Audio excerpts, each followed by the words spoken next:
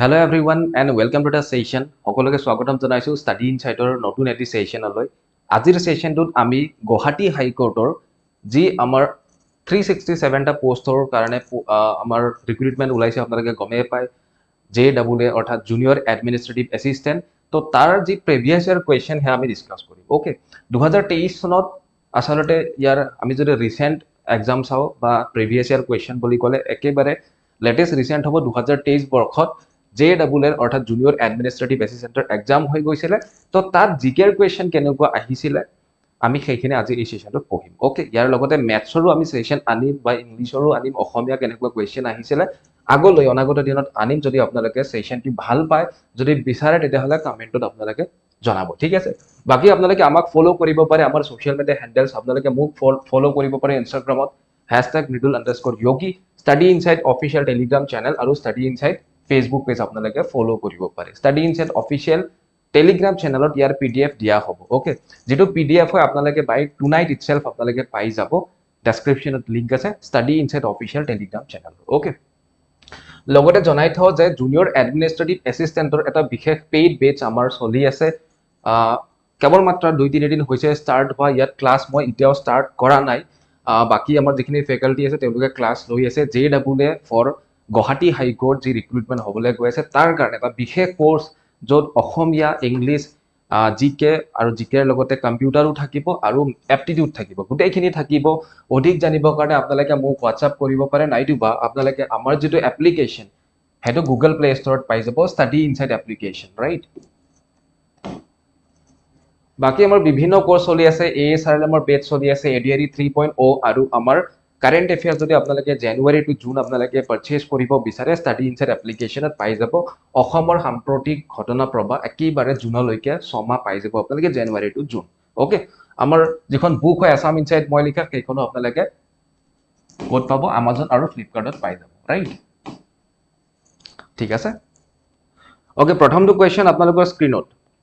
প্ৰথমটো question regarding আমাৰ এটা ট্ৰফিৰ বিষয়ে সোধা হৈছিল আৰু ষ্টেটিক জিকেৰ কোৱেশ্চন আমি বেছিকে দেখো দেই, মনত ৰাখিব। ষ্টেটিক জিকেৰ কোৱেশ্চন বহুত বেছি আমি আমাৰ যি গুৱাহাটী হাইকোৰ্টৰ এক্সাম হৈ গৈছিল 2023 বৰ্ষত বা তাৰ আগতো যিবিলাক হৈছিল, static GK is one of the important topic. Okay তো ইয়াতে সোধা হৈছে for what sport the Webb Ellis trophy is awarded. Okay Webb Ellis trophy কিহৰ লগত জড়িত হয়, কোনটো স্পৰ্টছৰ লগত জড়িত হয়, কাবাডী, নেটবল, পলো নে ৰাগবী। ওকে ৰাগবী, পলো, নেটবল, কাবাডী কাৰ লগত জড়িত হয়, কাৰেক্ট আনসাৰ আপোনালোকে কমেন্টত জনাব। ওকে কমেন্ট কৰি যাব আপোনালোকে, মই এইটো কৈ দিছো ৰাগবী স্পৰ্টছৰ লগত জড়িত হয় আমাৰ web allies trophy, right. Rugby স্পৰ্টছৰ লগত জড়িত হয়। তো আপোনালোকে এনেকুৱা ধৰণৰ কোৱেশ্চন বিলাক পঢ়িব। ট্ৰফি কিছুমান যেনেকে CK Naidu trophy. Okay CK Naidu trophy কিহৰ লগত জড়িত হয় কওকচোন, কমেন্ট কৰক কিহৰ লগত জড়িত। ওকে বিজয় হাজাৰে ট্ৰফি, সন্তোষ ট্ৰফি, এইবিলাক ইণ্ডিয়ান ট্ৰফি হয়। বিজয় হাজাৰে ট্ৰফি, সন্তোষ ট্ৰফি আপোনালোকে জানে হয়নে, আৰু কি আছে উইমেলডন ট্ৰফি আছে আপোনালোকে নিশ্চয় গম পায়। তো এনেকুৱা যিবিলাক ট্ৰফি আছে, important badminton tournament, important cricket tournament, football tournament, এইবিলাক ট্ৰফি যিমান যি ট্ৰফি আছে গোটেইখিনি আপোনালোকে চাই যাব। ওকে ষ্টেটিক জিকেট এইবিলাক আহি যায় ট্ৰফি আৰু কি হয় টাৰ্মিনলজিজ, ইম্পৰ্টেণ্ট স্পৰ্টছ টাৰ্মিনলজিজ। তো আপোনালোকৰ যাৰ যাৰ হাতত লুচেন জিকে কিতাপখন আছে তাৰ পিছফালে চাব মিছেলিনিয়াছ বুলি অকমান কন্টেন্ট আছে। তো সেইখিনি বহুত বেছি ইম্পৰ্টেণ্ট হয়।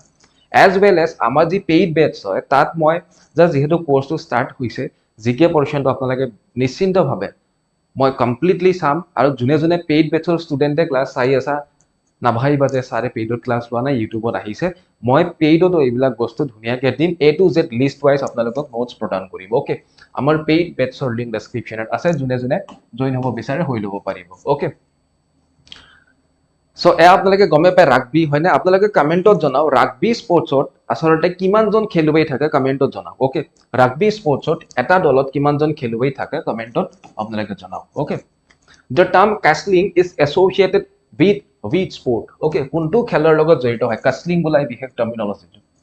ওকে কাছলিং টাৰ্মিনলজিটো আসলতে কোনটো খেলৰ লগত জড়িত হয় এইটো কোৱেশ্চনো আহিছিলে। ওকে বহুতে আনসাৰ কৰিছে ৰাগবাই, ভেৰি গুড। ইয়াস গাৰ্গীয়ে কৈছে চেজৰ লগত জড়িত, কাৰেক্ট চেজৰ লগত জড়িত হয়। ওকে ৰিসেন্টলি আমাৰ ইণ্ডিয়াৰ এগৰাকী চেছ প্লেয়াৰ তেখেতে কি হ'ব সক্ষম হৈছে, চেম্পিয়ন হ'ব সক্ষম হৈছে হয়নে।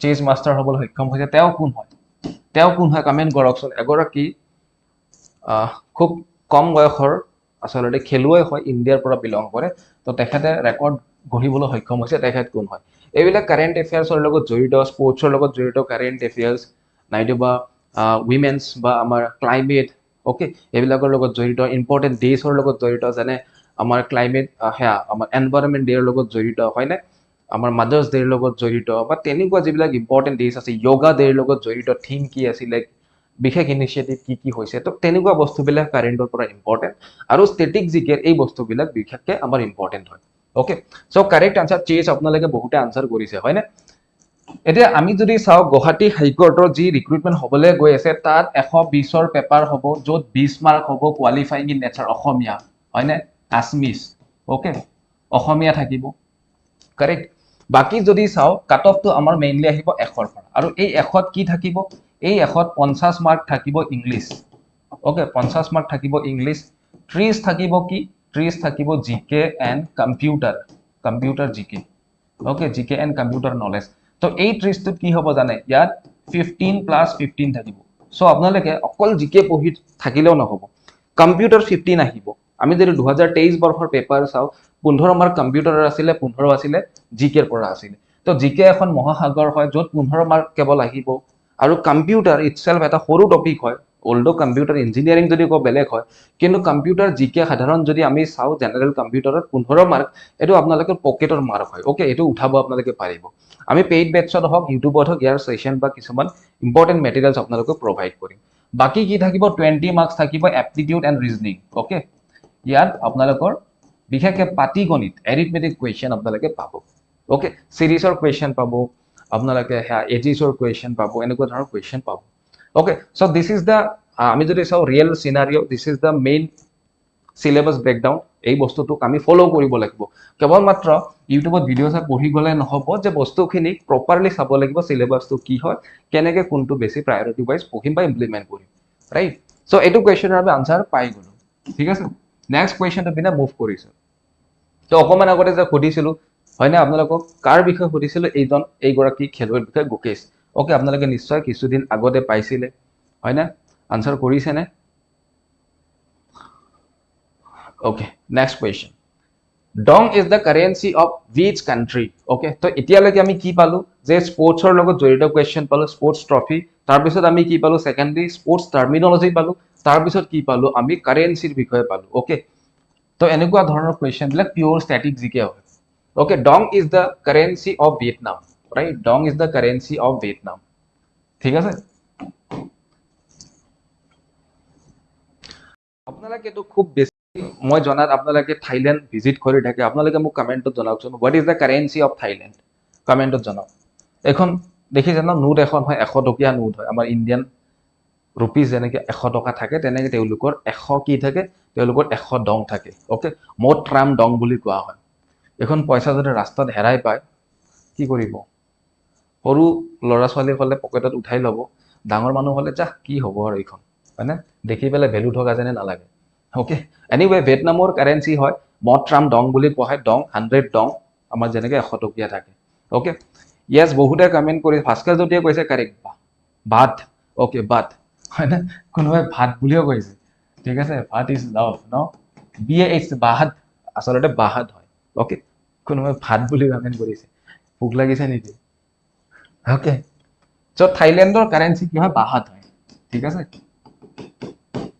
থাইল্যান্ডৰ কাৰেন্সি হয় বাহাত ওকে যেনেকৈ আমি যদি চাও আমাৰ ইণ্ডিয়ান সাবকন্টিনেন্ট বা আমাৰ যদি ভাৰতবৰ্ষৰ ওচৰে পাজৰে থকা যিবিলাক কান্ট্ৰি আছে তাত বেছি ভাগতে কি হয় रुपिया হয় ওকে যেনেকৈ আমি যদি চাও পাকিস্তানত কি হয় रुपिया হয় হয়নে ঠিক আমি যদি চাও মালদ্বীপত কি হয় रुपिया হয় ঠিক আছে रुपिया বুলি কোৱা হয় okay yes edu question important the national anthem of which country is build a okay build a কোৱাৰ লগে লগে মোৰ আৰু এটা টাৰ্মিনোলজি মনত পৰিছে মে ডে হয় না মে ডে টো আহিব পাৰে পৰীক্ষাত তো মে ডে কিহৰ লগত জড়িত হয় মে ডে টো জড়িত হয় সিভিল এভিয়েশন হয় না এইবাৰ আমাৰ যি গুজৰাটত আসলতে যি হেয়া হল প্লেন ক্ৰেশ হল তাত কি মে ডে ইউজ কৰিছিল না তো মে ডে টো হৈছে আল্টিমেট যেটো একেবাৰে সেভিয়াৰ যেটো ক্ৰিটিক্যাল ওকে য'ত মানে কোনো আসলতে কন্ট্ৰোল নাই পাইলটৰ হাতত তেতিয়া মে ডে বুলি চিঞৰে ওকে এনিৱে এটো ডিফাৰেন্ট টপিক হয় Bilade and Bilade is the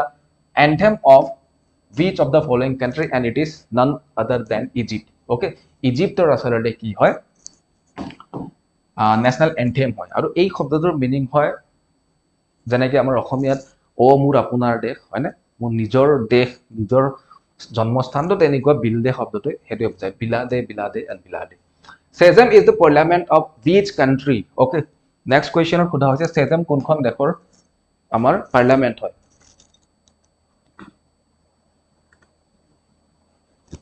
okay কমেন্টত জনাও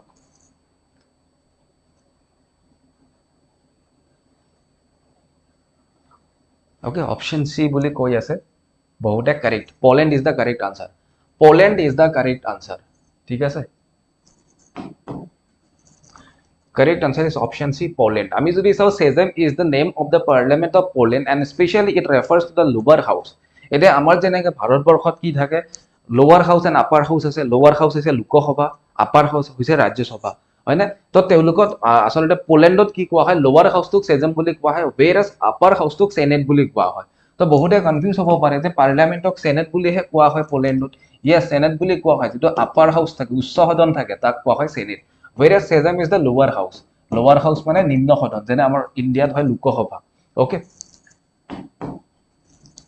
next question Services under the union and the states are dealt under which part of the constitution of India যে ভাৰতীয় সংবিধানৰ কোনটো schedule বুলি কৈছে না yes পাৰ্টত কোনটো পাৰ্টত আমাৰ ভাৰতীয় সংবিধানৰ কোনটো পাৰ্টত যে ইউনিয়ন আৰু ষ্টেটৰ ৰিলেশনস বিলাক আসলতে ডিল কৰা হয় বা ডিল কৰা হয় আসলতে ওকে কোনটো পাৰ্টত কৰা হয় পাৰ্ট 12 13 14 না 15 ওকে এটা কথা মনত ৰাখিব whether it is high court and whether it is ASRLM আপোনালোকে ইন্ডিয়ান পলিটি এন্ড কনস্টিটিউশনৰ কোৱেশ্চন পাব বিশেষকৈ হাই কোৰ্টতো বহুত বেছি পাব গুৱাহাটী হাই কোৰ্টত আপোনালোকে বিশেষকৈ এমেন্ডমেন্ট বিলাক পঢ়িব লাগিব কনস্টিটিউশনাল এমেন্ডমেন্ট যিবিলাক আছে সংশোধনী যিবিলাক আছে হেয়া পঢ়িব লাগিব আপোনালোকে ইম্পৰ্টেন্ট কেसेस পঢ়িব লাগিব কেশৱানন্দ ভাৰতী কেছটো কেতিয়া আহিছিলে ওকে কেশৱানন্দ ভাৰতী ভাৰ্সেস ইউনিয়ন তো এনেকুৱা ধৰণৰ ইম্পৰ্টেন্ট যিবিলাক হাইলাইটেড কেছ আছে আমাৰ ইতিহাসত হেবিলাক চাব লাগিব এমেন্ডমেন্ট বিলাক চাব লাগিব ইম্পৰ্টেন্ট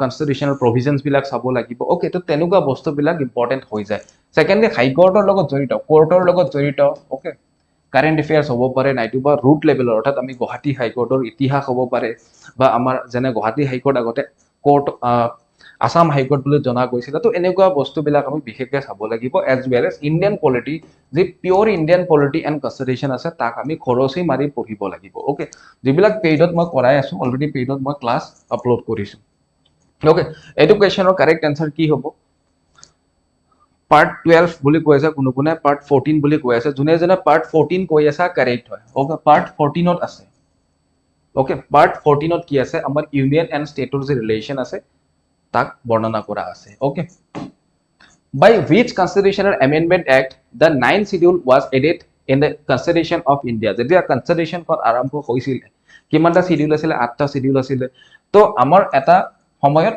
এটা নতুন শিডিউল এড কৰা হৈছিল আসলতে আৰু এই শিডিউলটো নৱম সংখ্যক শিডিউল আছিল অনুসূচী আছিল হেতু আমাৰ যি প্ৰথম সংশোধনী হৈছিল 1951 চনত 1951 ৰ ফাৰ্স্ট কনস্টিটিউশনাল এমেন্ডমেন্ট এক্ট যেতিয়া হৈছিল তেতিয়া 9 সংখ্যক যি অনুসূচী আছিল হেয়া আমাৰ সংবিধানত যোগ কৰা হৈছিল ঠিক আছে তো এইবিলাক বস্তু বহুত বেছি কমন আৰু এইবিলাক বস্তু নজনাকৈ যদি পৰীক্ষাত এপিয়াৰ হয় দেন আপোনালোকৰ হেতু নিজৰ ভুল দেই The 9th schedule of the Indian Constitution was added to the Constitution by the First Amendment Act of 1951. Okay, 1951 son mone rakhibo. By which constitutional amendment act the Dogri language along with 3 other languages were added in the 8th schedule of the Constitution of India. Okay. ভাৰতীয় সংবিধানৰ আপোনালোকে গমে পায় যি আমাৰ schedule 8 আছে হয় না 8 নং অনুসূচী আপোনালোকে গমে পায় 8 নং অনুসূচীত কি আছে official language okay official language er kotha bornona ase correct etia amar official language etia jodi sao kimanta 22 ta 22 official language ase okay to ei je 22 official language ase arambhorite kimanta asile arambhorite asile 14 ta then add hobo tate hoi goi pelai ki hobo 2003 borkhot okay 2003 বৰ্ষত কি হ'ব 4টা official language add হ'ব আকৌ 4টা language add হ'ব তাৰ ভিতৰত এটা আছিল ডগৰি তাৰ ভিতৰত আমাৰ অসমৰ আন এটা হৈছে বড়ো ল্যাঙ্গুৱেজ ওকে অসমৰ যে বড়ো ল্যাঙ্গুৱেজ আৰু ডগৰি ল্যাঙ্গুৱেজ ওকে এইবিলাক টোটাল 4টা সান্থালি মেইথালি বড়ো এন্ড ডগৰি এই 4টা ল্যাঙ্গুৱেজ 2003 আচলতে এড কৰা হয় আৰু সেইটো হয় 92nd এমেন্ডমেন্ট এক্ট ওকে 92 সংখ্যক যে সংশোধনী আছিল সংবিধানৰ ইয়াৰ জৰিয়তে আমাৰ 8 নং অনুসূচিত আচলতে কি হয় যে টোটাল 22টা ভাষা তেতিয়ালৈকে হয় অৰ্থাৎ 4টা নতুন ভাষা এড কৰা হয় ওকে ইয়াত লিখা হৈছে যে 92 সংখ্যক সাংবিধানিক আমাৰ সংশোধনী আছে অৰ্থাৎ কনস্টিটিউশনাল এমেন্ডমেন্ট আছে 2003 বৰ্ষত যেটো হয় ইয়াৰ অধীনত আমাৰ কি হয় Bodo Maithili and Santhali as well as Dogri এই 4টা ভাষা ঠিক আছে ডগৰি বড়ো মেইথালি আৰু সান্থালি এই কেটা ভাষা আমাৰ সংবিধানৰ 8 নং অনুসূচী 8 শিডিউলত এড কৰা হয় মনত ৰাখিব correct and this amendment increased the total number of languages listed in the 8th schedule up to 22 তো ইতিয়া আমি কি বুলি কও যে আমাৰ 22টা অফিশিয়াল ল্যাঙ্গুৱেজ বুলি কও না যে 22 অফিশিয়াল ল্যাঙ্গুৱেজ এতিয়া আমি যদি চাও ইন্ডিয়া এখন এনেকুৱা ডাইভাৰ্স কালচাৰেলি ডাইভাৰ্স আৰু আমি যদি চাও হ্যা yes linguistic diverse cultural diverse গুটেইখিনি দেখিবলৈ পাও তো linguistic diversify যদি চাও আমি ইন্ডিয়াত hundreds of languages আছে ওকে ভাৰতবৰ্ষত বিভিন্ন ল্যাঙ্গুৱেজেস আছে এন্ড আউট অফ which আমি যদি চাও 22টা অফিশিয়ালি অ্যাকসেপ্টেড হয় আমাৰ সংবিধানৰ মতে আৰু এই 22টাত যেনে আমাৰ অসমীয়া আছে বড়ো আছে আমাৰ অসমৰ ভিতৰত হয়নে নৰ্থ ইষ্টৰ যেনে মণিপুৰী আছে ওকে বিভিন্ন ভাষা সন্নিৱিষ্ট হৈ আছে ইয়াতে again যদি চাও যেটো পাৰ্ট হয় তো শিডিউল হিচাপে যদি চাও অনুসূচী 8 নং অনুসূচীত আছে আৰু পাৰ্ট যদি চাও 17 part 17 মনত ৰাখিব যে part 17 of the Indian Constitution deals with the official language specially articles 343 to 351 এটো মনত ৰাখিব 343 ৰ পৰা 351 সংখ্যক আৰ্টিকেল ইয়াত এই আৰ্টিকেল কেইটাত আচলতে আমাৰ অফিশিয়াল ল্যাঙ্গুৱেজৰ বিষয়ে বৰ্ণনা আছে right within this part outline the previous related to the official language of the union states and the intergovernmental communication next again এখিনি এডিশনাল হয় এখিনি আমি জানিব লাগে সবে so that is why মই ইয়াত ইনক্লুড কৰিছো আমাৰ কি হয় অফিশিয়াল সাক বহুতে অফিশিয়াল ল্যাঙ্গুৱেজ জানে বাট যদি মই খুদু ক্লাসিক্যাল ল্যাঙ্গুৱেজেস কিমানটা ভাৰতবৰ্ষত 5টা ক্লাসিক্যাল ল্যাঙ্গুৱেজেস আছে যেটো মই ইয়াত আজি নোটছত লৈ আহিছো আপোনালোকে পৰৱৰ্তী সময়ত পঢ়িবলৈ পাব এটা 22টা অফিশিয়াল ল্যাঙ্গুৱেজৰ ভিতৰত সব কি আছিল অসমীয়া আছিল Bengali Gujarati Hindi Kannada Kashmiri Konkani Malayalam Manipuri Marathi Nepali Odia Punjabi Sanskrit Sindhi Tamil Telugu Urdu Bodo Santhali Maithili and Dogri okay so total a 22টা official language হয় না and out of these official languages 14 were added initially at the time of arrival 14 asile হয় না Sindhi language কিমান হৈছিল 21st amendment 1967 প্ৰথম এডিশন হৈছিল সিন্ধি যেটো 1967 ত আহিছিল ওকে দেন আমি যদি চাও 71st amendmentৰ জৰিয়তে কি হৈছিল আমাৰ 1992 যেটো 71st amendment ইয়াৰ জৰিয়তে কোঙ্কণী মণিপুৰী এন্ড নেপালী ওকে কোঙ্কণী মণিপুৰী নেপালী এই কেটা ভাষা এড কৰা হৈছিল আৰু ফাইনালি 2003 বৰ্ষত এড কৰা হৈছিল যেটো আচলতে 2004 বৰ্ষৰ পৰা লাগু হয় বড়ো ডগৰি মেইথালি আৰু সান্থালি ৰাইট মই অলৰেডি কৈছো again যদি চাও ক্লাসিক্যাল ল্যাঙ্গুৱেজেস ক্ষমা কৰিব there are 6 classical languages মই 5 বুলি কৈ পালো there are 6 classical languages অৰ্থাৎ ধ্ৰুপদী ভাষা currently there are 6 languages that enjoy the classical status in India okay Tamil declared in 2004 Sanskrit 2005 Kannada 2008 Telugu 2008 Malayalam 2013 and Oriya in 2014 okay এতিয়া ইয়াৰ উপৰি কি হয় আমাৰ অসমীয়া ভাষাটো আহে তো ইয়াত খাদ হ'ব হয় না অসমীয়াটো ধ্ৰুপদী ভাষা হিচাপে আহে ওকে 2024 ত আহে ওকে সো এতিয়া খাদ হ'ব there are 7 classical languages in India as of now ঠিক আছে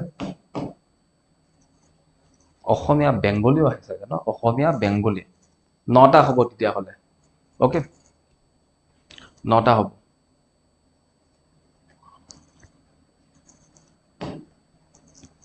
2004 ত আহিব তামিল সংস্কৃত কন্নড়া তেলেগু মালায়ালাম ওড়িয়া ওকে ইয়াত 6টা আছে আৰু এতিয়া 3টা আহিছিল কি 3টা আহিছিল অসমীয়া বেংগলী আৰু মাৰাঠী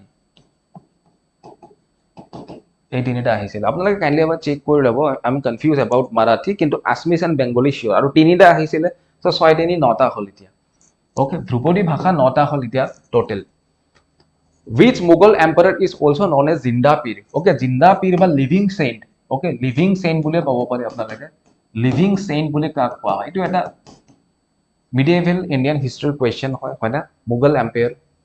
তো তেওঁ হৈছে কোন? ঔৰংজেব। ঔৰংজেবক কি বুলি কোৱা হৈছিল? জিন্দা পীৰ, লিভিং সেইন্ট বুলি কোৱা হয়। Okay, next question. ঠিক আছে, নেক্সট কুৱেশ্যনত কি সোধা হৈছে? Thurman ষণমুগাৰাথন is the current president of which of the following country? Okay, ষণমুগাৰাথনম। okay, আমাৰ সাউথ ইন্ডিয়া সেন লাগিছে হয় না? থাৰ্নাম ষণমুগাৰাথনম is the current president of which of the following country? okay, আমি যদি চাও 2023 বৰ্ষত আহিছিলে এটো কুৱেশ্যন এন্ড ইতিয়াও তেখেতে প্ৰেসিডেন্ট হৈ আছে, that is why আমি এই কুৱেশ্যনটো ভ্যালিড বুলি ধৰিব পাৰো। okay, and he is the president of Singapore. okay, সিঙ্গাপুৰৰ প্ৰেসিডেন্ট হয় তেখেত। Next question. The incumbent Chief Justice of India, Honorable Dr. Justice D.Y. Chandrachud, will demit office on November 10, 2024 and going by the rule of seniority, who is expected to succeed him? So, this question tetiare asile. Okay, je amar D.Y. Chandrachud jigoraki Chief Justice of India asile, to tekhetok asolote kune succeed koriba according to seniority. Ji amar Supreme Court rules hoy, teolokor ji regulations thake, to সেই অনুযায়ী seniority basis kune chief justice হব বলে আশংকা আছিল, এটো question আহিছিল and আমি গমে পাও তাৰ পিছত কোন হৈছে? জাস্টিস সঞ্জীৱ খান্না। তো জাস্টিস সঞ্জীৱ খান্নাই কি হয়? পৰৱৰ্তী চিফ জাস্টিস হয় ভাৰতবৰ্ষৰ। Okay, correct. তো এটো কোৱেশ্যন 2023 বৰ্ষৰ ডেটিছ হয় এনেকৈ সোধা হৈছিল।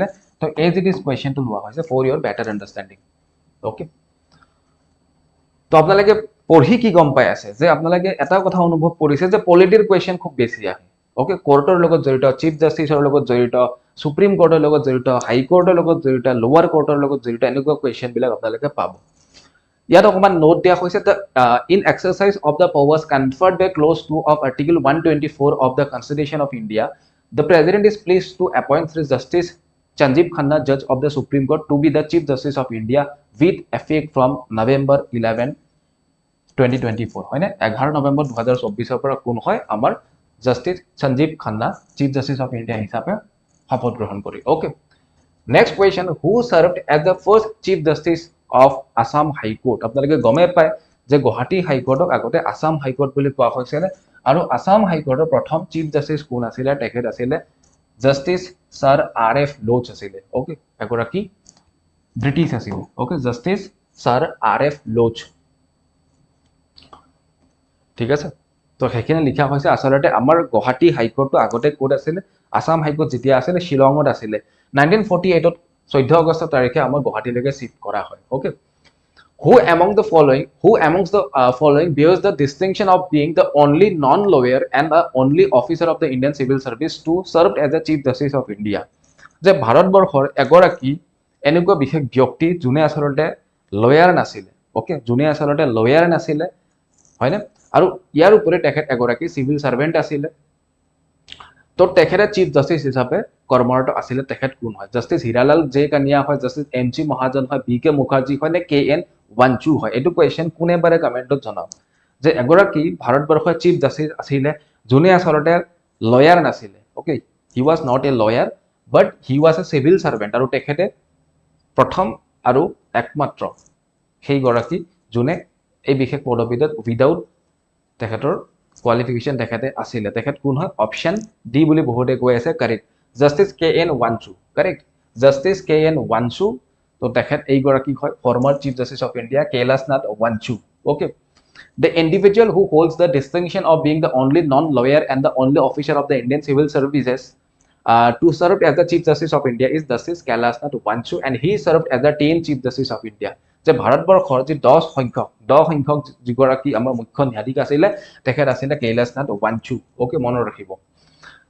The popular quotation for fools rush in where angels fear to tread is attributed to whom? Okay, এইগৰাকী ব্যক্তিৰ আসলতে এখন বিশেষ লিখনিত এটা বিশেষ তেখেতৰ লিখনিত তেখেতে লিখিছিলে যে for fools rush in where angels fears to tread. তাকে কোৱা হৈছে যে আসলতে যিসকল মূৰ্খ বা আসলতে বুৰ্বক লোক আছে তেওঁলোকে কি কৰে যে য'ত আমাৰ কি হয় যে আমাৰ এঞ্জেলে যাবলৈ ভয় কৰে, এঞ্জেল ফিয়াৰ্ছ টু থ্ৰেড, তো তাত তেওঁলোকে ৰাছ কৰে, অৰ্থাৎ তাত তেওঁলোকে ভিৰ ভাৰ লগাই দিয়ে। তো এই এটা বাক্যাংশ তেওঁ আচলতে ক'ত কৈছিলে, কোনে কৈছিলে, তলত উল্লেখিত ব্যক্তিবোৰৰ ভিতৰত তেখেত হৈছে আলেকজেণ্ডাৰ পপি। অ'কে, আলেকজেণ্ডাৰ পপিয়ে কৈছিলে এইষাৰ কথা। আমি যদি চাওঁ এনেকুৱা ধৰণৰ কুৱেশ্যন, পিয়'ৰ ষ্টেটিক জিকে হয় এইবিলাক, অ'কে, যিবিলাক নেশ্যনেল লেভেলৰ নহয়, ইণ্টাৰনেশ্যনেল লেভেলৰ, তো এনেকুৱা এটা দুটা কুৱেশ্যনো আচলতে আহিছিলে। The popular quotation for fool's rush in where angels fears to threat is attributed to Alexander Pope, and he wrote it in his poem An Essay on Criticism in 1711. 1711 চনত তেখেতৰ এখন কবিতা পুথি An Essay on Criticism, An Essay of Criticism এই বিশেষ বাক্যাংশ দুখৰ আচলতে তেখেতে কৈছিলে, and which is a famous quotation for fool's rush in where angels fears to tread. Okay. তো 15টা কুৱেশ্যন আছিল 2023 বৰ্ষৰ যিখন পেপাৰ আছিলে, সেই গোটেই 15টা কুৱেশ্যনে ইয়াত লোৱা হৈছে। বাকী 15টা কি আছিলে, বাকী 15টা কম্পিউটাৰ আছিলে। অ'কে, বাকী 15টা কম্পিউটাৰ আছিলে। চ' কম্পিউটাৰতে সমান গুৰুত্ব দিব আপোনালোকে, MS Excel, MS PowerPoint, MS Word, internet, file, তো এইবিলাক কুৱেশ্যন আপোনালোকে পঢ়িব লাগিব। যদি আপোনালোকে বিচাৰে কম্পিউটাৰৰ ক্লাছ আনিব লাগে, আপোনালোকে কমেণ্ট কৰক, আমি আনিব ট্ৰাই কৰিম। আপোনালোকে যিমান বেছি কমেণ্ট কৰিব, তো আমি ক্লাছ সিমানখিনি আনিব ট্ৰাই কৰিম। বাকী আমাৰ বেটছত জইন হ'বৰ কাৰণে আপোনালোকক এই ইয়াত এটা নাম্বাৰ আছে, এইটো মোৰ ফোন নাম্বাৰ হয়, আপোনালোকে কণ্টেক্ট কৰিব পাৰে। এজ ৱেল এজ আপোনালোকে আমাৰ এপ্লিকেশ্যন ভিজিট কৰিব পাৰে, বা ডেছক্ৰিপশ্যনত যি লিংক আছে তাত ক্লিক কৰি আমাৰ বেটছ জইন কৰিব পাৰে। তাত আমি খুব ডিটেইলছত পঢ়িম। জাষ্ট কোৰ্চটো ষ্টাৰ্ট হৈছে, lot of things to be studied as of now. যদি চাওঁ কেৱল মাত্ৰ কিছুমান এটা দুটা ক্লাছে হৈছে, আমাৰ যথেষ্টখিনি আমি পঢ়িম ইয়াত। আগন্তুক যি আমাৰ গুৱাহাটী হাইকোৰ্টৰ JAA পদবীৰ কাৰণে পৰীক্ষা হ'ব, ৰিটেন হ'ব, তো তাত আমি খুব ধুনীয়াকৈ আচলতে ইয়াত অৱতীৰ্ণ হ'ব লাগিব, যাৰ কাৰণে মই ভাবোঁ এই বিশেষ বেটছটোৰ জৰিয়তে আপোনালোকে উপকৃত হ'ব। অ'কে, ঠিক আছে। So' thank you everyone, thank you for attending the session. এটা নতুন ছেশ্যনত পুনৰ লগ পাম। Till then take care and good night. বাকী আপোনালোকে কি বিচাৰে কমেণ্টত জনাব, কম্পিউটাৰ, ইংলিছ, জিকে, মেথছ কি বিচাৰে কমেণ্টত জনাব। Thank you everyone, good night, everyone.